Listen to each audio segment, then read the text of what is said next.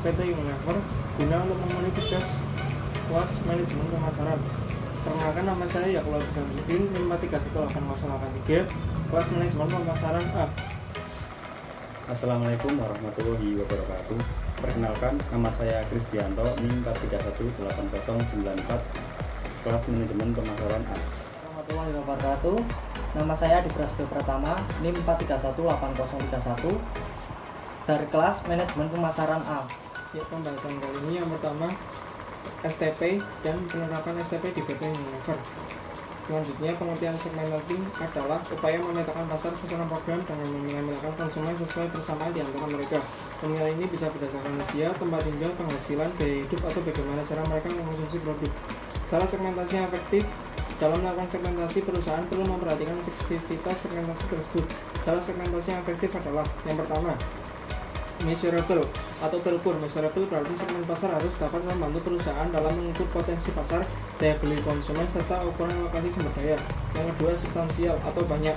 Substansial berarti segmen tersebut harus besar dan profitable untuk dilayani. Yang ketiga, accessible atau dapat diakses. Accessible berarti segmen tersebut harus mudah dijangkau untuk dilayani. Yang keempat, differentiable atau dapat dibedakan. Differentiable berarti segmen tersebut dapat dibedakan dengan jelas. Yang kelima, actionable atau dapat dilayani. Actionable berarti segmen tersebut dapat dijangkau atau dilayani dengan sumber daya yang dimiliki perusahaan. Selanjutnya, penerapan segmentasi di PT Unilever. Pada proses ini, Unilever menggunakan dasar analisa karakteristik konsumen dan tanggapannya. Untuk pasar Indonesia misalnya, Unilever mengombinasikan variabel geografis, demografis, dan perilaku konsumen. Perusahaan multinasional yang memiliki pasar global akan menghadapi karakter pasar berbeda dari negara satu dengan negara lain. Berbeda negara, berbeda pula keadaan penduduknya, seperti daya beli masyarakat hingga jumlah penduduk suatu negara itu sendiri. Untuk variabel perilaku, Unilever mengelompokkan konsumennya ke dalam tingkat loyalitas, tingkat pemakaian, hingga tanggapan atas produk itu. Produk-produk unggulan PT Unilever Indonesia TBK menjadi 3 segmentasi pasar yang besar, antara lain yaitu food and beverage, home care, serta personal care. Kemudian ada targeting. Setelah memetakan pasar atau sasaran program, tahapan targeting seperti namanya adalah membidik kelompok konsumen mana yang akan kita sasar. Menentukan target market. Dalam menentukan target market, perusahaan dapat mempertimbangkan 5 pola, dapat dijelaskan sebagai berikut. Yang pertama, single segment konsentrasi. Maksudnya adalah perusahaan dapat memilih satu segmen saja. Perusahaan lebih bisa mencapai posisi yang kuat di satu segmen dengan pengetahuan yang baik terhadap kebutuhan segmen, sehingga bisa diperoleh keuntungan. Yang kedua ada selektif spesialisasi. Maksudnya adalah perusahaan menyeleksi beberapa segmen. Segmen yang dipilih mungkin tidak saling berhubungan atau membentuk sinergi, tapi masing-masing segmen menjanjikan uang. Yang ketiga ada produk spesialisasi. Produk spesialisasi maksudnya adalah perusahaan berkonsentrasi membuat produk khusus atau tertentu. Melalui cara ini, perusahaan membangun reputasi yang kuat di produk yang spesifik. Yang keempat ada market spesialisasi. Adalah perusahaan berkonsentrasi melayani berbagai kebutuhan dalam kelompok tertentu. Perusahaan memperoleh reputasi yang kuat dan menjadi channel untuk semua produk baru yang dibutuhkan dan dipergunakan oleh kelompok tersebut. Yang kelima ada full market coverage. Maksudnya adalah perusahaan berusaha melayani semua kelompok dengan produk yang dibutuhkan. Targeting di PT Unilever Indonesia Tbk. Produk-produk yang dihasilkan oleh PT Unilever telah mampu memenuhi kebutuhan para penduduk Indonesia dengan berbagai produk yang dihasilkannya yang dapat dinikmati oleh semua kalangan usia dan semua kalangan kelas ekonomi. Penduduk Indonesia yang tersebar di seluruh wilayah Indonesia. Targeting di PT Unilever Indonesia Tbk. Produk-produk yang dihasilkan oleh PT Unilever Indonesia Tbk telah mampu memenuhi kebutuhan para penduduk Indonesia dengan berbagai produk yang dihasilkannya yang dapat dinikmati oleh semua kalangan usia dan semua kalangan kelas ekonomi. Penduduk Indonesia yang tersebar di seluruh wilayah Indonesia pun dapat diatasi oleh PT Unilever Indonesia Tbk dengan membentuk jaringan distribusi yang baik sehingga produk-produk PT Unilever Indonesia Tbk dapat dinikmati oleh seluruh masyarakat Indonesia dari perkotaan hingga pelosok perdesaan. Karakteristik demografis yang ideal inilah yang membuat PT Unilever Indonesia Tbk menjadi terkenal merajai pasar di Indonesia. Apabila target pasar, sasaran program sudah jelas, positioning adalah bagaimana kita menjelaskan posisi produk kepada konsumen. Apa beda produk kita dibandingkan kompetitor dan apa saja keunggulannya. Dalam menetapkan penentuan positioning perusahaan, dapat memperhatikan faktor-faktor sebagai berikut. 1. Proposisi nilai dan manfaat yang dapat diberikan perusahaan. 2. Capaian yang telah dihasilkan perusahaan. 3. Segmen pasar dan pelanggan yang ditargetkan. 4. Atribut yang jadi unggulan produk dan merek perusahaan. 5. Bisnis baru yang dimasuki. 6. Originalitas dan posisi sebagai perusahaan atau merek baru di pasar. PT Unilever Indonesia Tbk adalah pemimpin pasar di industri consumer goods di Indonesia. Komitmennya adalah mengembangkan the leading power brand sebagai kekuatan sekaligus daya saing Unilever.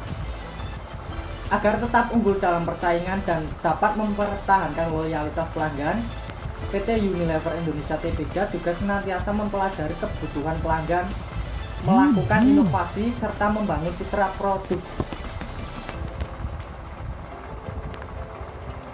Dalam hal positioning, Unilever juga mampu menerapkan produk-produk yang dihasilkannya ke dalam bentuk posisi pasar atau market position.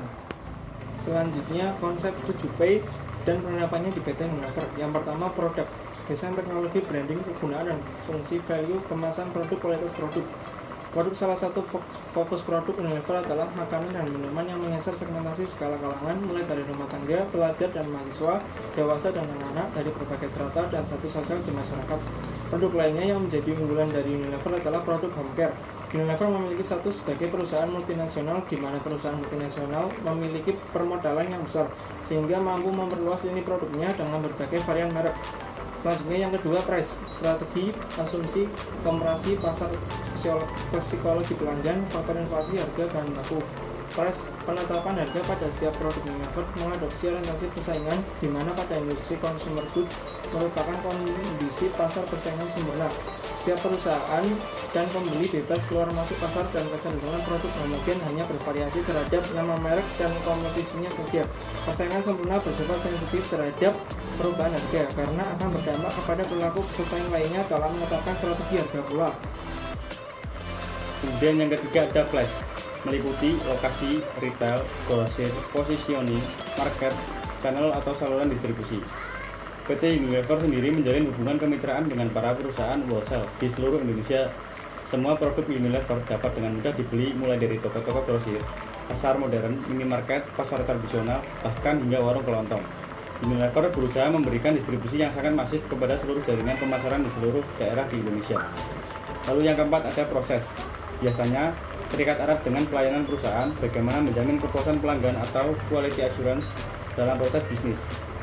Setiap proses produksi di pabrik PT Unilever Indonesia Tbk selalu memperhatikan analisis mengenai dampak lingkungan atau AMDAL. Pertimbangan ini mengusung kepada konsep blueprint dan komitmen Unilever dalam menciptakan keberlangsungan serta kelestarian lingkungan. Yang kelima ada promotion, meliputi iklan, diskon, momentum, spesial, offer, giveaway, endorsement, sell canvassing, dan direct mailing. Perusahaan mengandalkan promosi per merek produk. Hal ini juga bertujuan untuk menguatkan positioning setiap lini produk, sehingga produk baru yang diluncurkan relatif cepat diterima di benak masyarakat. Ditambah lagi menggunakan nama Unilever yang sudah mapan dalam inovasi consumer goods. Meliputi karyawan mitra strategis, budaya organisasi, dan customer service. Untuk mengerjakan orang-orang dalam kalangan top management, Unilever lebih cenderung merekrut para profesional dari berbagai latar belakang pendidikan sesuai kebutuhan perusahaan. Selain itu, Unilever yang berstatus sebagai perusahaan multinasional juga berusaha mengkombinasikan tenaga ahli untuk top manajemen sumber daya yang berasal dari negara masing-masing perwakilan kantor dengan tenaga luar negeri. Physical evidence meliputi aset perusahaan, bangunan, fasilitas perusahaan, dan desain interior. Physical evidence merupakan lingkungan kerja yang pada Unilever sudah sangat baik. Mulai dari kantor, pabrik, dan gudang penyimpanan, semuanya sudah sesuai dengan standar keselamatan kerja dan ISO. Lingkungan kerja yang sehat ini dibuktikan dari berbagai penghargaan yang diterima oleh manajemen perusahaan. Good corporate governance sudah terjaga dengan baik dan konsisten. Selanjutnya pembahasan nomor 3, yaitu konsep persaingan dan bagaimana cara PT Unilever menghadapi persaingan di antar perusahaan. Persaingan. Kalau kamus manajemen, persaingan adalah usaha dari dua pihak atau lebih perusahaan yang masing-masing berusaha mendapatkan pesanan dan menawarkan harga atau syarat yang paling menguntungkan.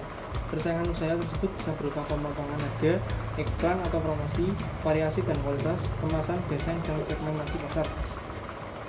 Selanjutnya, strategi perusahaan PT Unilever Indonesia Tbk dalam menghadapi persaingan antar perusahaan PT Unilever Indonesia Tbk. Memiliki strategi dalam menghadapi persaingan antar perusahaan. Strategi itu antara lain: yang pertama, kepemimpinan harga rendah dengan menjaga harga yang rendah dan tak diisi dengan baik menggunakan sistem pengisian kembali persediaan yang melegenda. Walmart menjadi pemimpin bisnis eceran di Amerika Serikat. Begitu juga yang dilakukan oleh Unilever. Yang kedua ada diferensiasi produk. Produk Unilever terus memperkenalkan kemasan-kemasan yang terbaru, tetapi Unilever tetap mempertahankan kualitas produknya, baik itu kemasan yang botol kaca, saset, botol kecil, dan masih banyak lagi kemasannya.